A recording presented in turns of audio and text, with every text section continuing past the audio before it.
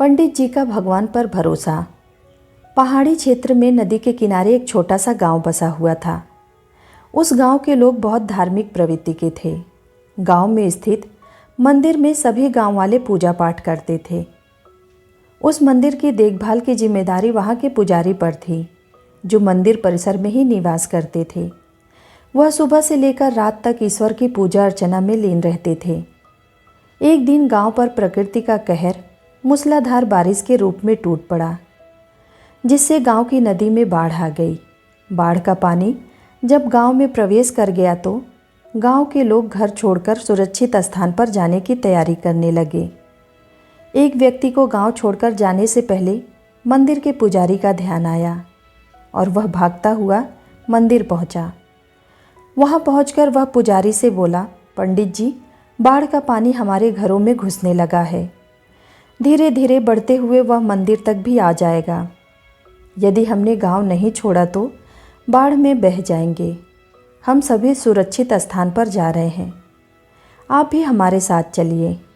लेकिन पंडित जी उस व्यक्ति के साथ जाने को राजी नहीं हुए। वह बोले, मैं तुम लोगों जैसा नास्तिक नहीं हूँ। मुझे भगवान पर पूरा भरोसा है। पूरे जीवन मैंने उनकी आराधना की है। वह मुझे कुछ नहीं होने देंगे। तुम लोगों को जाना है तो जाओ, मैं यहीं रहूँगा। पंडित की बात सुनकर वह व्यक्ति वापस चला गया। पंडित जी भगवान की प्रार्थना में लीन हो गए। कुछ ही देर में बाढ़ का पानी मंदिर तक पहुँच गया। बढ़ते बढ़ते वह पंडित के कमर तक पहुँच गया। ठीक उसी समय एक आदमी नाव लेकर वहाँ आया और पंडित जी से बोला, पंडित जी, मुझे गांव के एक आदमी ने बताया कि आप अब भी यहीं पर हैं। मैं आपको लेने आया हूँ, चलिए नाव पर बैठिए। पंडित जी ने वही बात नाव वाले व्यक्ति से भी कही जो उसने पहले व्यक्ति से कही थी और जाने से इनकार कर दिया। नाव लेकर आया व्यक्ति वापस चला गया। कुछ देर में पानी मंदिर के छत तक पहुँच गया। भगवान को मदद के लिए याद करते हुए पंडित जी मंदिर के सबसे ऊंचे शिखर पर जाकर खड़े हो गए।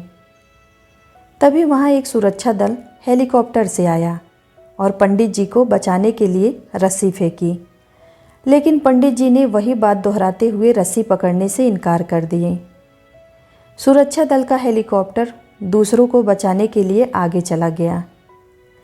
अब बाढ़ का पानी मंदिर के शिखर तक आ गया। वहां खड़े पंडित जी डूबने लगे।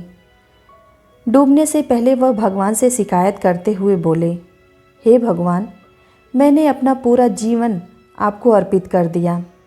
मैंने आप पर इतना विश्वास रखा, फिर भी आप मुझे बचाने नहीं आए। पंडित जी की शिकायत सुनकर भगवान बोले, अरे मूर्ख, मैं 3 बार तुझे बचाने आया था। पहली बार मैं भागते हुए तुम्हारे पास आया और गांव वालों के साथ गांव छोड़कर चलने को कहता रहा। फिर मैं नाव लेकर आया और अंत में हेलीकॉप्टर। अब इसमें मेरी क्या गलती है कि तूने मुझे पहचाना ही नहीं।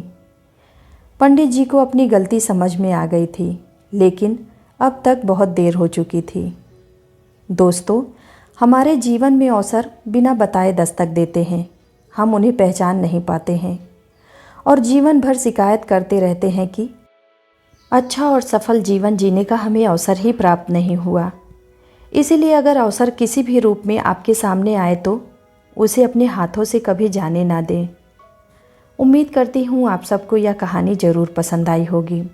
ऐसे ही नए नए कहानियों के साथ जुड़े रहने के लिए कृपया हमारे चैनल को लाइक और सब्सक्राइब ज़रूर कीजिएगा। धन्यवाद।